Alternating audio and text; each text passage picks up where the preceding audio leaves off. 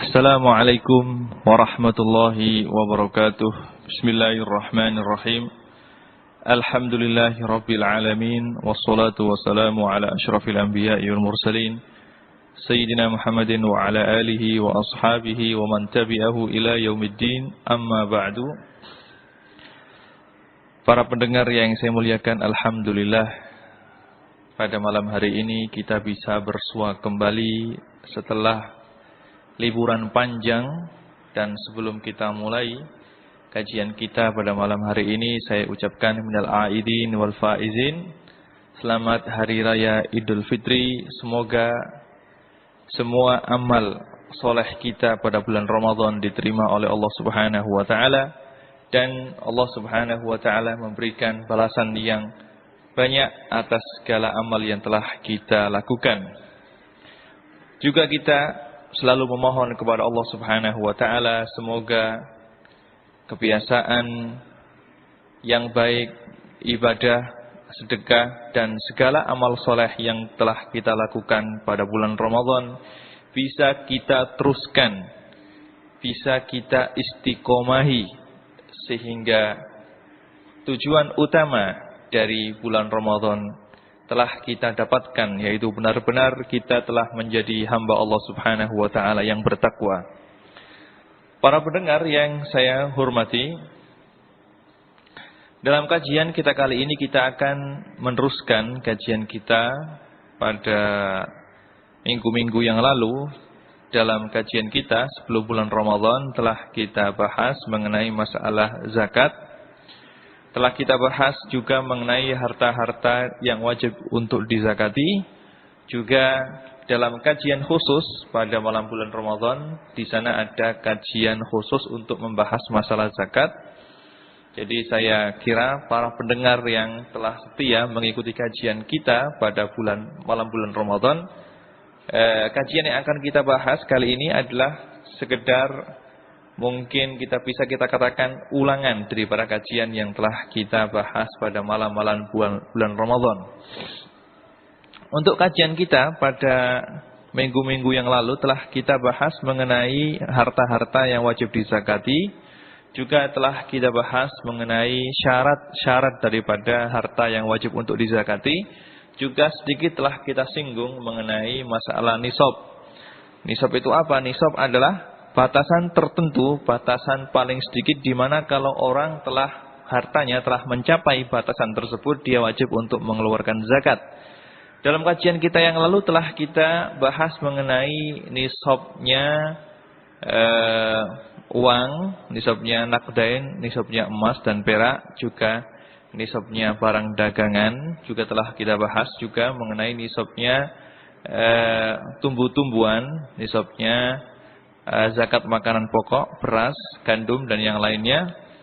Tinggal kita membahas masalah nisabnya binatang ternak, ya. Jadi untuk pertemuan kita pada malam hari ini kita akan membahas mengenai nisabnya binatang ternak.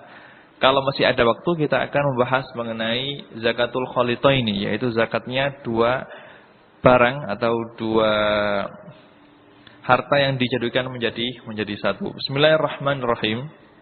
Qala al-musannifu al-imam al-allamah Ahmad bin Husain al-Asfihani asy-Syafi'i rahmatullahi alaihi fi kitabihi at-Takrib, qala radhiyallahu anhu, wa awwalu nisabil ibli khamsun wa fiha syatun wa fi ashrin syatani wa fi khamsata asyrata salatu syiyahin wa fi 20 arba'u syiyahin wa fi 25 bintu mahadhin minal ibil wa fi 36 bintu labunin wa fi 46 hiqqatun wa fi 61 jaza'atun wa fi 76 binta labunin wa fi 91 hiqqatani wa fi 121 thalathu banati labunin thumma fi kulli 40 bintu labunin wa fi kulli 50 hiqqatun.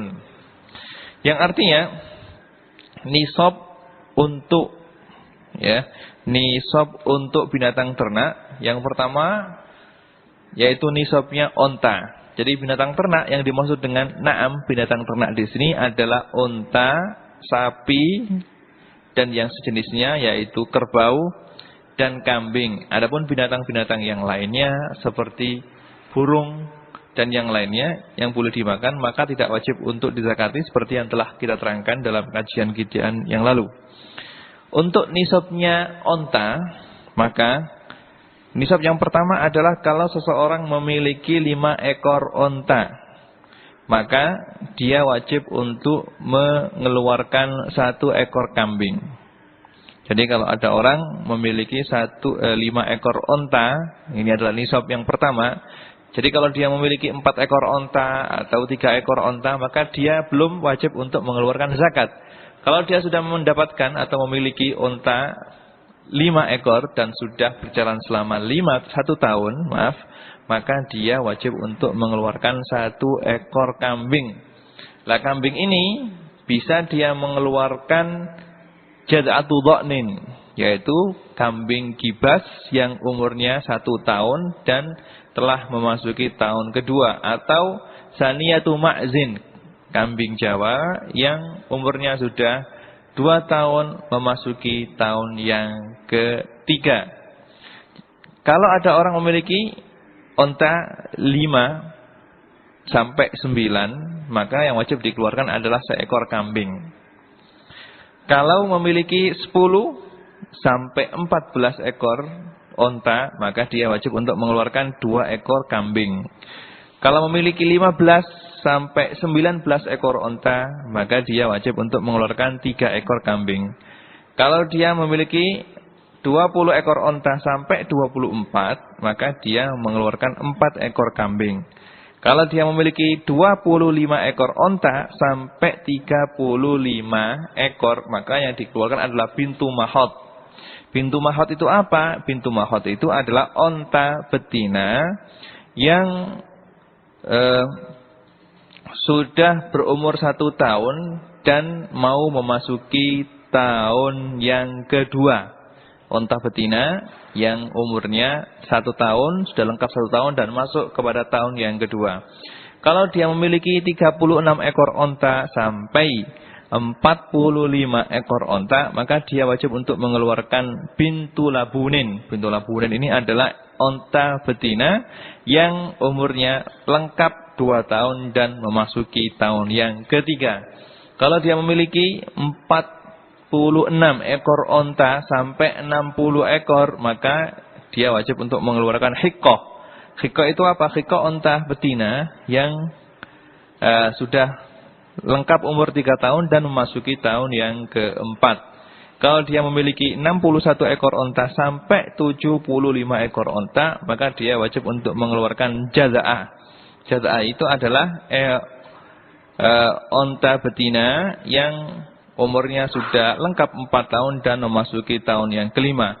Kalau dia memiliki 76 ekor onta sampai 90 ekor onta, maka dia wajib untuk mengeluarkan 2 ekor bintu labun. 2 ekor onta yang umurnya sudah 2 tahun memasuki tahun yang ketiga.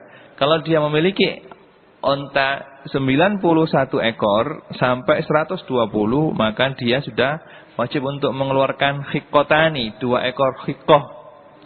2 ekor hiqqoh. Hiqqoh itu seperti yang saya sebutkan tadi, yaitu onta betina yang sudah berumur lengkap 3 tahun memasuki tahun yang keempat. Nah, setelah hitungan ini, setelah 120 ini, maka kelipatan 40. Kalau memiliki kelipatan 40 ekor onta, maka setiap 40 dia wajib untuk mengeluarkan 1 ekor bintu labun. Juga kalau sudah memiliki kelipatan 50, setiap 50 ekor onta, maka dia mengeluarkan 1 ekor hiqqoh. Maka seandainya seseorang mempunyai 150 ekor onta, maka dia wajib untuk mengeluarkan 3 ekor hiqqoh. Kalau dia misalnya mempunyai 170 ekor onta dan sudah berlangsung selama 1 tahun, maka dia wajib untuk mengeluarkan 3 ekor bintu labun ditambah 1 ekor hiqqoh. 3 ekor bintu labun itu 40 kali 3 120. 170 berarti tinggal 50. Yang 50 ini wajib mengeluarkan 1 ekor hiqqoh. Jadi kalau setelah 120 ini hitungan 120, setiap kelipatan 4 maka dia wajib mengeluarkan 1 ekor bintu labun. Setiap kelipatan 50 dia wajib untuk mengeluarkan seekor hiqah. Kalau dia mempunyai 200 ekor onta, berarti dia wajib untuk mengeluarkan 4 ekor hiqah. Nah, kalau dia mempunyai onta 240 misalnya, maka dia wajib untuk mengeluarkan berapa? 4 ekor hiqah ditambah 1 ekor bintu labun. Ini adalah untuk nisabnya onta. Dan untuk orang Indonesia tidak ada satu orang pun yang mempunyai onta banyak seperti ini.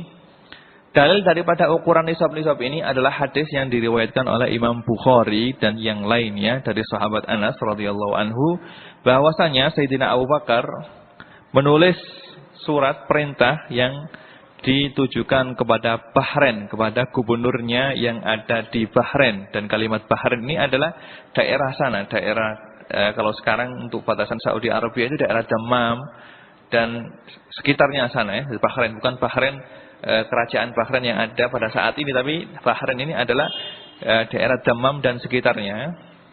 Itu beliau, Sayyidina Abu Bakar ketika menjadi khalifah, beliau menulis surat yang ditujukan kepada gubernur beliau yang ada di Bahrain, yang punya Bismillahirrahmanirrahim.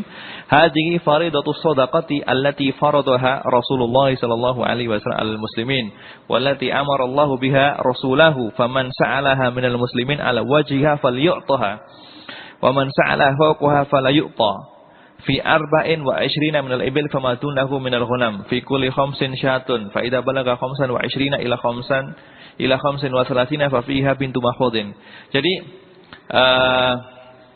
keterangan-keterangan yang telah saya sebutkan tadi, dalil dasarnya adalah hadis yang diriwayatkan oleh Imam Bukhari dan yang lainnya mengenai surat Sayyidina Abu Bakar yang beliau tujukan kepada gubernur beliau yang ada di Bahrain, yang mana surat ini isinya adalah perintah kepada gubernur tersebut untuk mengambil dari setiap ekor unta harus diambil 1 ekor kambing, ya.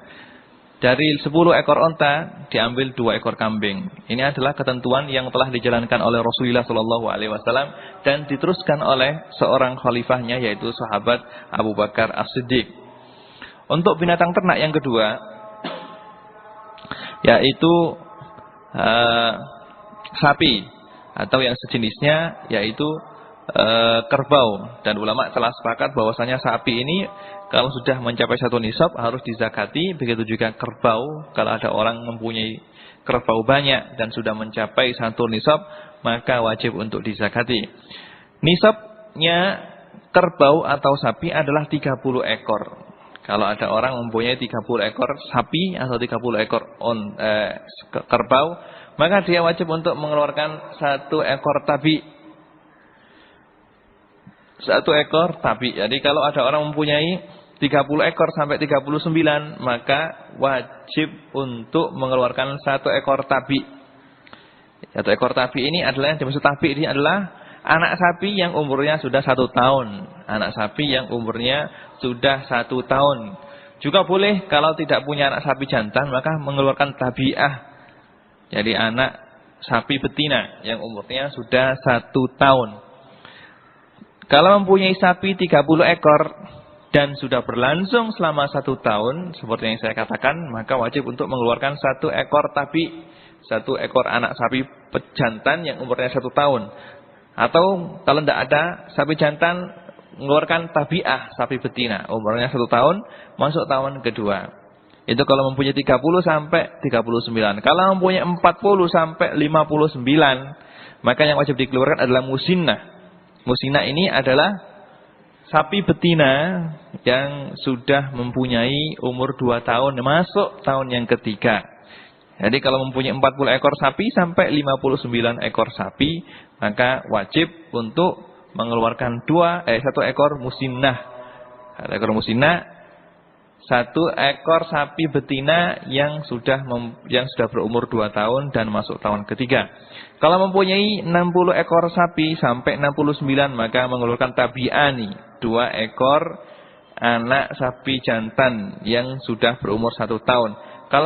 Kalau mempunyai sapi 70 sampai 79, maka mengeluarkan musinnah, 1 ekor musinnah sama 1 ekor tabi, Kalau mempunyai 80 sampai 89 maka mengeluarkan musinnatani, 2 ekor sapi musinnah.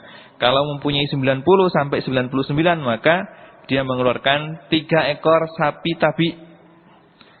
3 ekor sapi tabi ya, yaitu sapi yang sudah berumur 1 tahun masuk tahun kedua, jantan.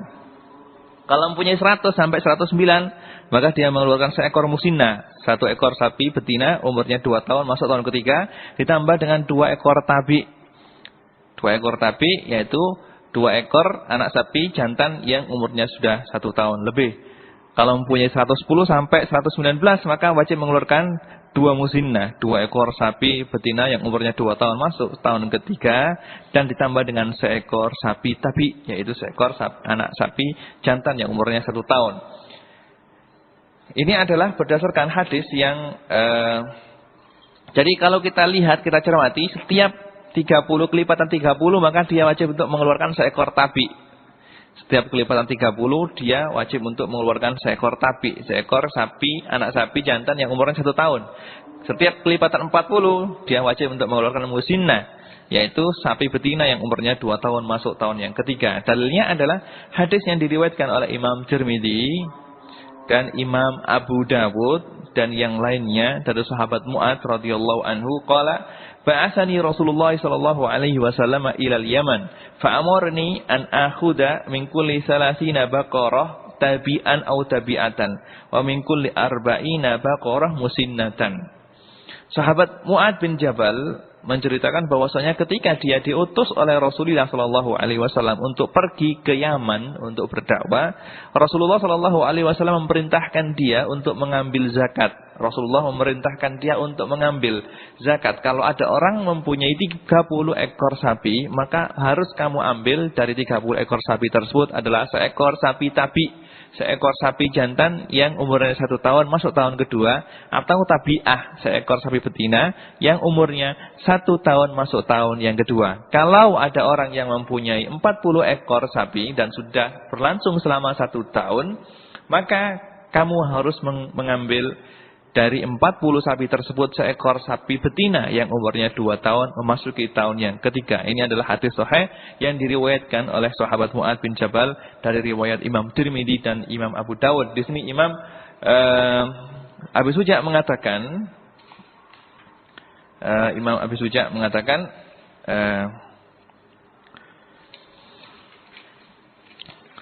untuk masalah nisabnya sapi ini beliau mengatakan wa awwalu nisabil baqari salasuna, dan pertama kali nisabnya sapi adalah 30 ekor. Wa fiha tabiun, dan dari setiap 30 ini harus mengeluarkan 1 ekor sapi tabi.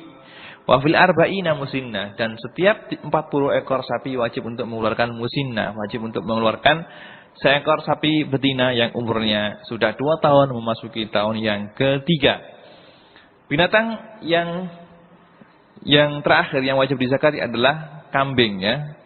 Nisabnya kambing. Di sini Imam Abu Suja mengatakan wa awwalu nisabil ghanami arba'una wa fiha syatun jad'atun minadh-dha'ni aw saniyatun minal ma'zi wa fi mi'atin wa ikhda wa ishrina syatani wa fi mi'ataini wa wahidin salatu syiyahin summa fi kulli mi'ah syatun, yang artinya bahwasanya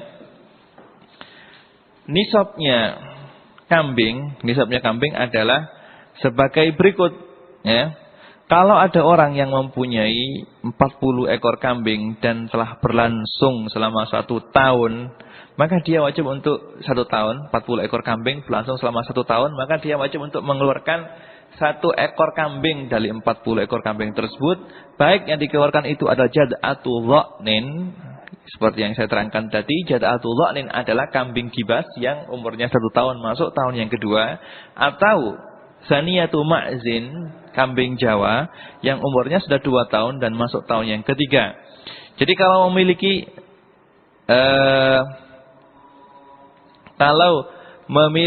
40 ekor kambing sampai 120 ya, sampai 120, maka yang wajib dikeluarkan adalah 1 ekor kambing. 1 ekor kambing. baik kambing itu adalah saniyatu ma'zin atau jad'atu dha'nin. Kalau jumlah kambing yang dia miliki adalah 121 sampai 200 ekor. Sampai 200 ekor, maka dia wajib untuk mengeluarkan 2 ekor kambing. Jadi kalau sudah berlangsung selama 1 tahun, kambingnya sudah mencapai 121. Sudah berlangsung 1 tahun, maka dia setiap tahunnya mengeluarkan 2 ekor kambing sampai kambingnya mencapai 200 ekor. Nanti kalau dia kambingnya sudah mencapai 201 ekor, maka dia wajib untuk mengeluarkan 3 ekor kambing ya, dari kambing yang dia miliki ya, dari kambing yang dia miliki.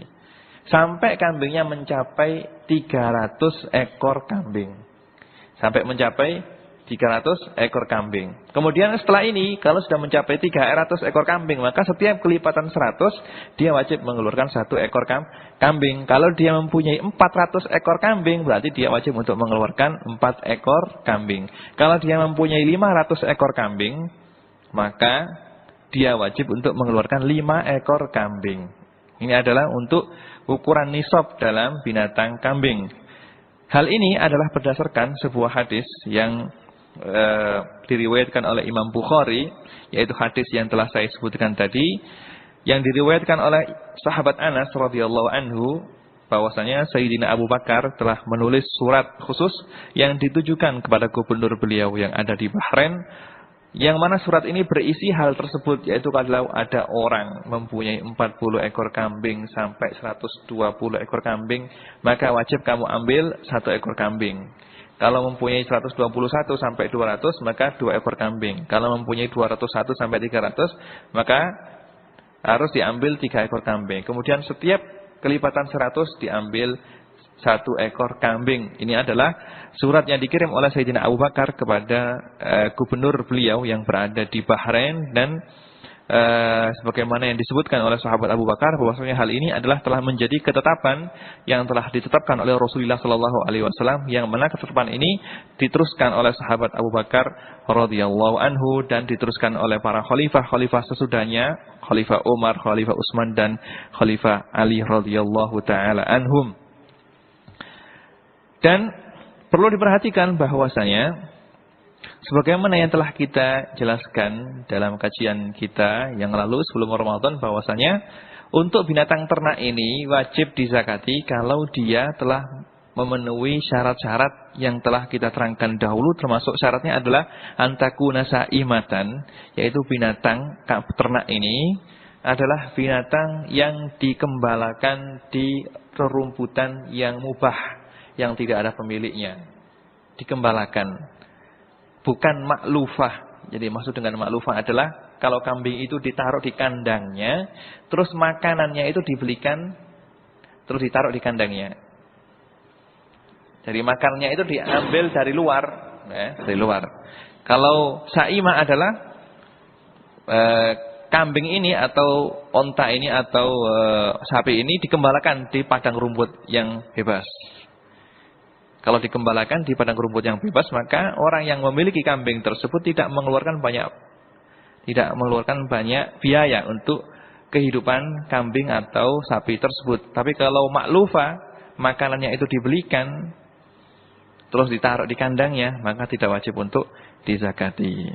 Juga disyaratkan 1 tahun ya, 1 tahun berlangsung selama 1 tahun. Kalau misalnya kambingnya itu misalnya misalnya 200 ekor kambing, dia memiliki 200 ekor kambing. Di tengah-tengah tahun kambingnya beranak, tambah 2 ekor kambing misalnya. Meskipun beranaknya itu di tengah-tengah haul, karena sekarang ketambahan 2 kambing, maka kambingnya menjadi 202. Maka dia wajib untuk mengeluarkan 3 ekor kambing. Wajib untuk mengeluarkan 3 ekor kambing. Meskipun tambahannya itu adalah di tengah-tengah tahun. Ini adalah untuk masalah nisab binatang ternak. Setelah kita menerangkan mengenai nisab ini, kiranya masih ada waktu, kita akan membahas mengenai masalah zakatul khalitaini. Zakatul khalitaini. Sebelum kita meneruskan mengenai masalah zakat khalitaini ini, di sini ada sebuah pertanyaan dari Mas Tony Yang bunyinya bagaimana zakatnya ternak ikan patih atau ikan lele ya. Ini kalau kita lihat sekilas mengenai madhabnya Imam Syafi'i bahwasanya binatang ternak yang wajib untuk dizakati itu adalah 3 macam saja, yaitu sapi, onta, dan kambing. Maka ternak lele tidak ada zakatnya. Tapi kalau kita ternaknya lele itu untuk dijual kembali, bukan untuk dikonsumsi sendiri, dijual kembali, didagangkan, maka kena zakat tijarah. Jadi kalau ada orang peternak lele atau peternak ikan, ya, atau peternak ayam misalnya, kalau ayamnya yang diternak itu dijual, didagangkan, maka kena zakat tijarah, zakat perdagangan. Hukumnya adalah zakat tijarah. Maka peternak lele ini seandainya ketika ternak pertama kali beli, ketika pertama kali beli bibit ya, itu niatnya untuk dijual kembali ya. Kalau nanti sudah besar, maka nanti pada akhir tahun misalnya, kalau sudah mencapai 1 nisab dari nisab emas, yaitu hasil daripada peternakan ini telah mencapai misalnya nilai uang dari 85 gram emas, maka wajib untuk dizakati. Wajib untuk dizakati kalau memang dia ketika pertama kali beternak lele ini atau mengembangkan peternakan ikan ini, niatnya adalah memang untuk dijual kembali. Tapi kalau untuk dikonsumsi sendiri, maka dikonsumsi untuk kebutuhan keluarganya sendiri, bukan untuk diperdagangkan, maka tidak kena zakat. Itu adalah ringkas jawabannya. Zakatul khalita ini zakat binatang ternak yang dicampur menjadi satu. Di sini Imam Abi Suja mengatakan wal khalitani yuzakkayani zakatal wahidi bi syara'iti sab'ah. Binatang ternak yang dikumpulkan menjadi satu. Misalnya Zaid mempunyai 20 ekor kambing. Agar kambing ini cepat berkembang biak, maka kambing ini dikumpulkan dengan miliknya Umar. Umar punya 30 ekor kambing, dijadikan satu. Ini namanya kholitoni.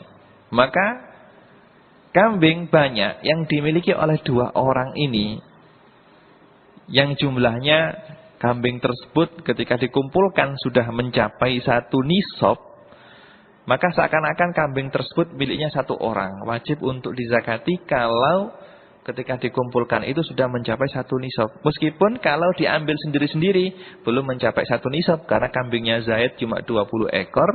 Kambingnya Umar cuma 30 ekor. Belum mencapai 40 ekor. Tapi wajib untuk dizakati seperti kambingnya 1 orang. Ini kalau sudah mencapai atau sudah memenuhi beberapa syarat yang akan disebutkan oleh musonef di sini.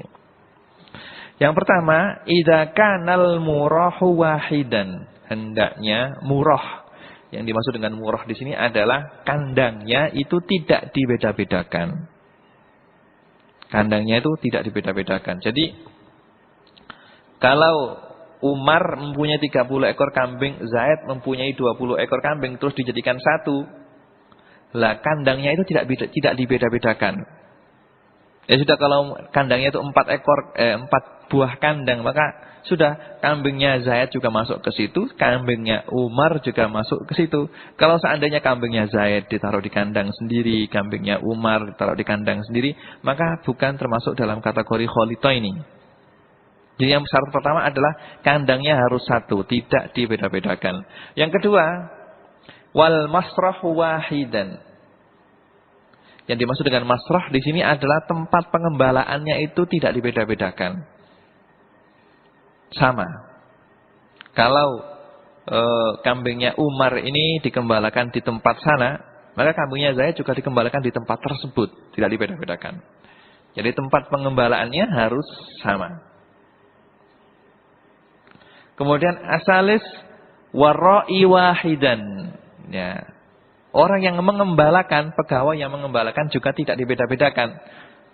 Kalau misalnya orang yang mengembalakan, pekerjanya itu yang mengembalakan kambing tersebut itu misalnya 4 orang, maka 4 orang tersebut juga mengembala kambingnya Zaid, juga mengembala kambingnya Umar. Bukan kok kambingnya Umar itu dikasih gembala sendiri, petugas sendiri, terus kambingnya Zaid dikasih petugas sendiri, dibeda-bedakan, tidak.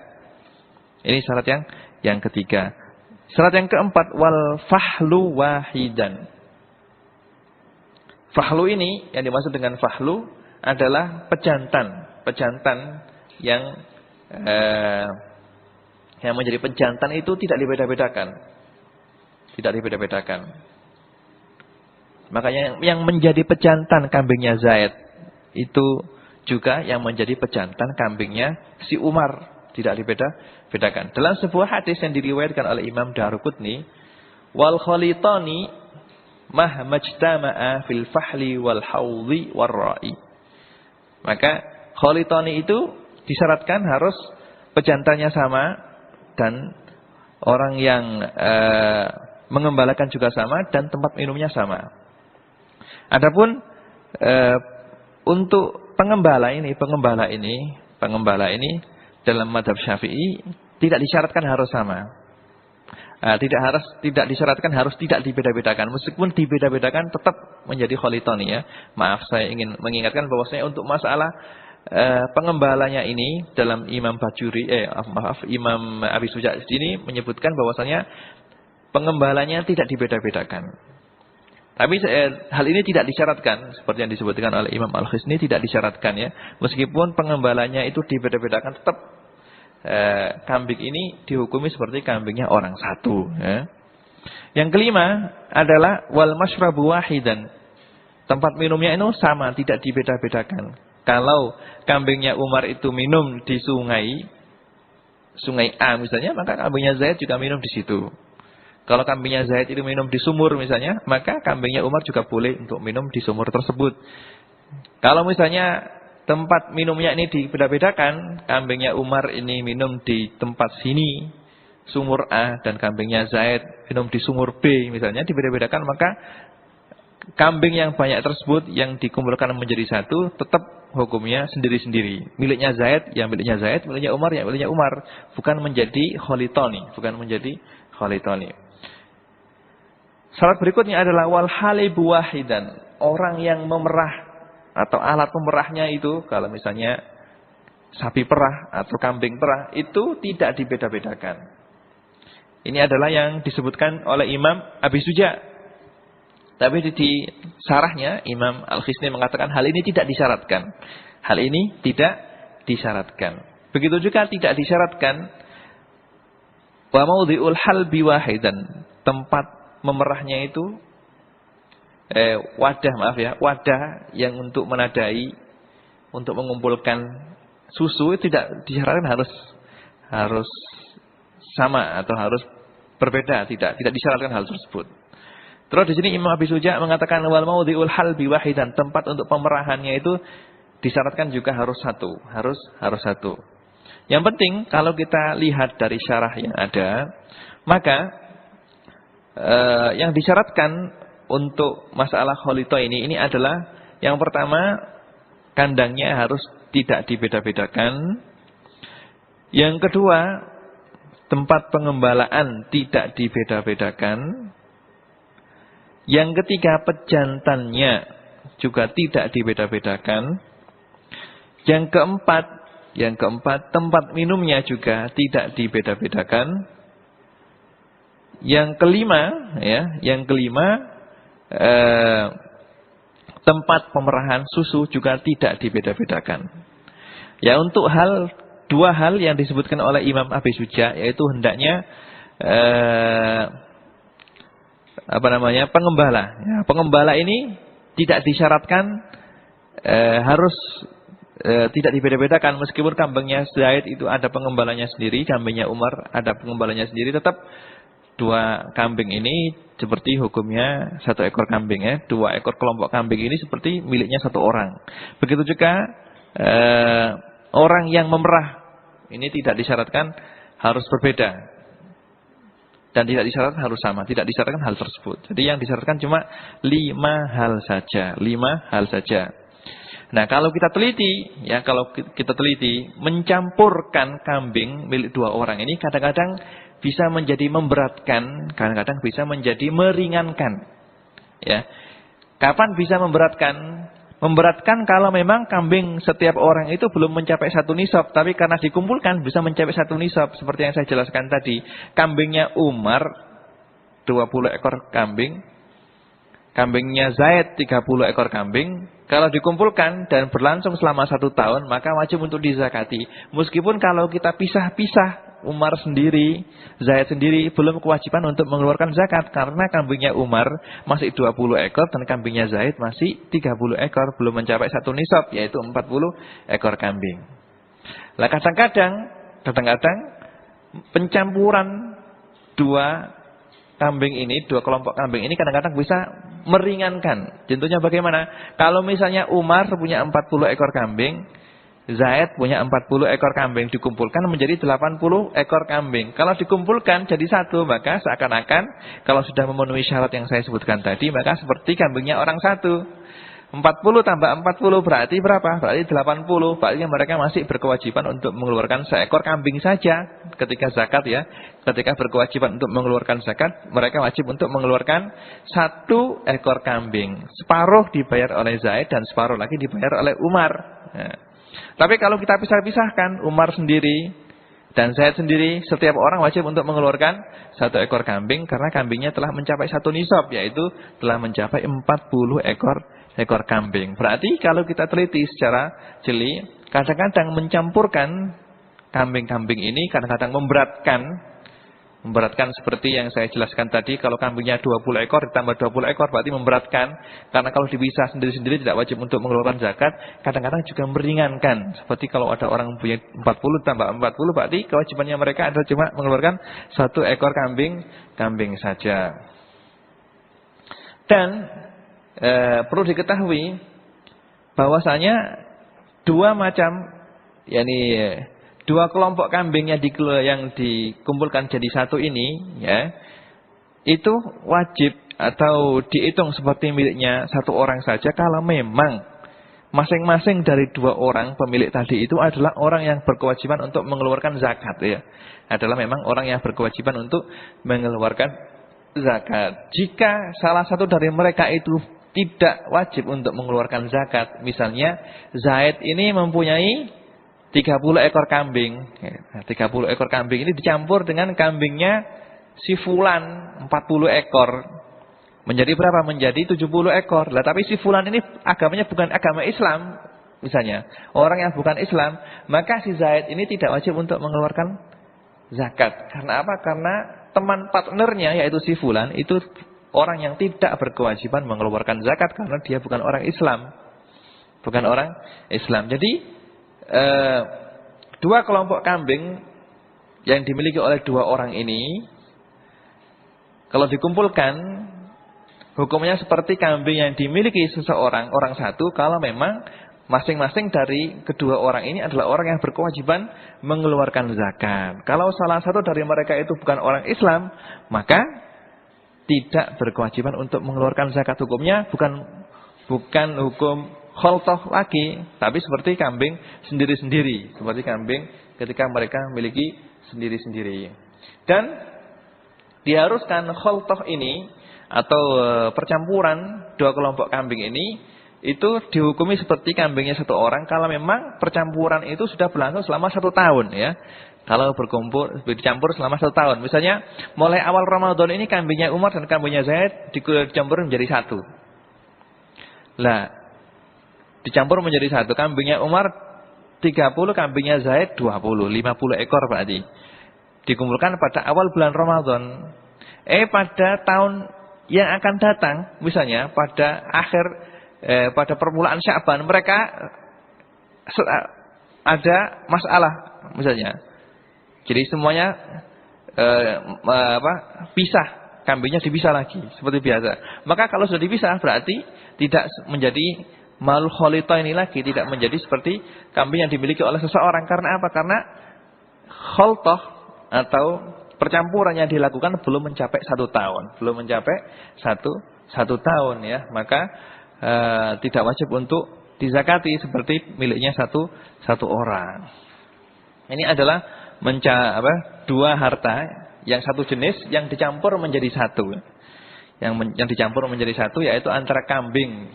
Memang untuk percampuran harta yang satu jenis, dua harta yang satu jenis dicampur menjadi satu, dan percampuran ini yu'asir, bisa berpengaruh dalam kewajiban zakatnya.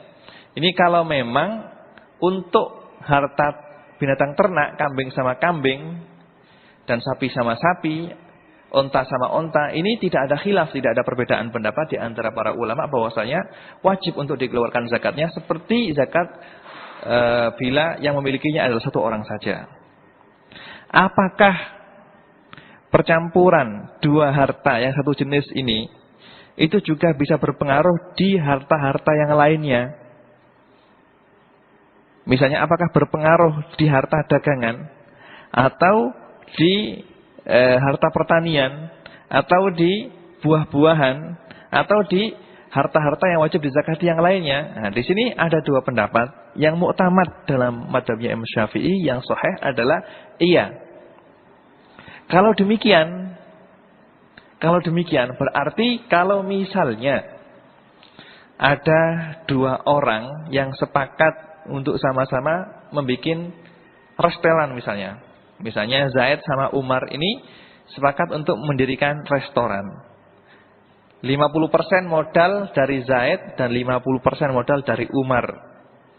Dan mat'am atau restoran ini dibuka pada awal bulan Syawal. Pada pertama kali Id dibuka langsung. Terus berarti kalau sudah mencapai 1 tahun, berarti mat'am atau restoran yang modalnya dimiliki oleh dua orang ini dizakati seperti zakatnya satu orang yang memiliki. Syarikah ada, kongsi dagang dalam hal ini wajib untuk dizakati seperti zakatnya satu orang.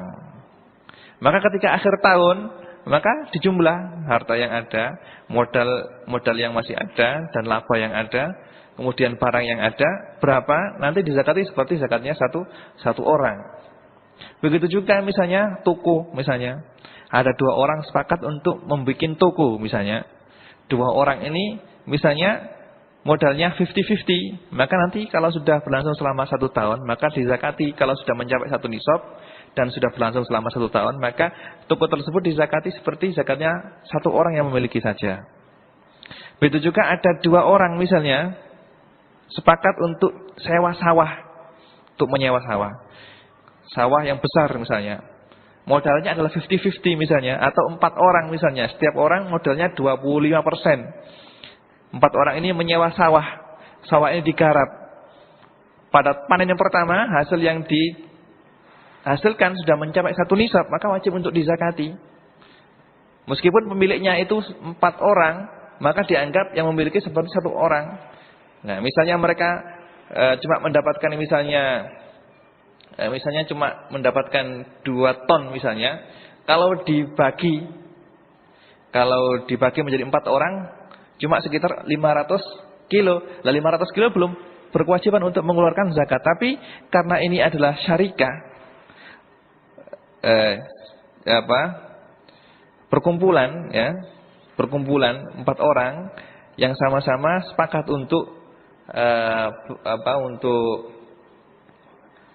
menjalankan bisnis ini, maka wajib kalau akhir tahun, kalau sudah mencapai 1 nisab, maka wajib dizakati seakan-akan pertanian yang mereka lakukan 4 orang ini seakan-akan dimiliki oleh satu orang saja. Cuma di sini ada beberapa syarat yang harus diperhatikan. Kalau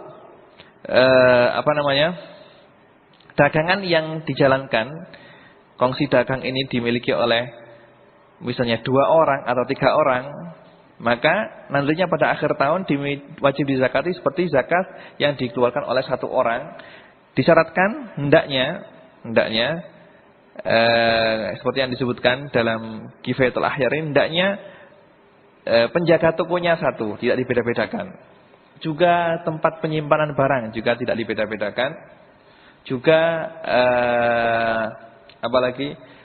timbangannya juga tidak dibeda-bedakan. Jadi semuanya itu sudah dicampur baur menjadi 1. Begitu juga untuk hasil tanaman, padi, tanaman pokok. Maka kalau ada 4 orang sepakat untuk menyewa sawah yang luas misalnya, maka dalam hal ini disyaratkan al-haris, penjaga sawah tersebut adalah tidak dibeda-bedakan. Juga tempat untuk mengeringkan hasil tanaman tersebut tidak dibeda-bedakan. Juga tempat penyelepan padi tersebut juga tidak dibeda-bedakan. Semuanya dicampur baur menjadi satu. Kalau sudah dipenuhi syarat-syarat ini, maka syarikah yang dimiliki oleh 4 orang ini seakan-akan dimiliki oleh satu orang saja. Begitu juga kalau ada misalnya orang kaya, 4 orang kaya sepakat untuk mendirikan sebuah pabrik misalnya, maka pabrik ini memproduksi sebuah produksi, baik itu pabrik mebel atau pabrik yang lainnya. Maka pada akhir tahun wajib untuk dizakati, dan setiap orang wajib untuk pabrik yang dimiliki oleh 4 orang tersebut pada akhir tahun dijumlah. Kalau sudah mencapai 1 nisab, maka dizakati seperti pabrik tersebut dimiliki oleh satu orang saja. Ini adalah berdasarkan yang disebutkan dan diputuskan oleh para fuqaha mengenai masalah kholitaini ini. Memang kholitaini ini untuk binatang ternak tidak ada khilaf, tapi untuk harta-harta yang lain masih ada khilaf. Cuma pendapat yang muktamad, yang wajib untuk kita pegang adalah wajib untuk dizakati seperti harta tersebut dimiliki oleh satu orang saja. Kiranya cukup sekian kajian yang bisa kita ambil untuk pertemuan kita pada malam hari ini. Mudah-mudahan apa yang telah kita kaji bisa kita amalkan dan bermanfaat untuk kehidupan kita di dunia dan di akhirat.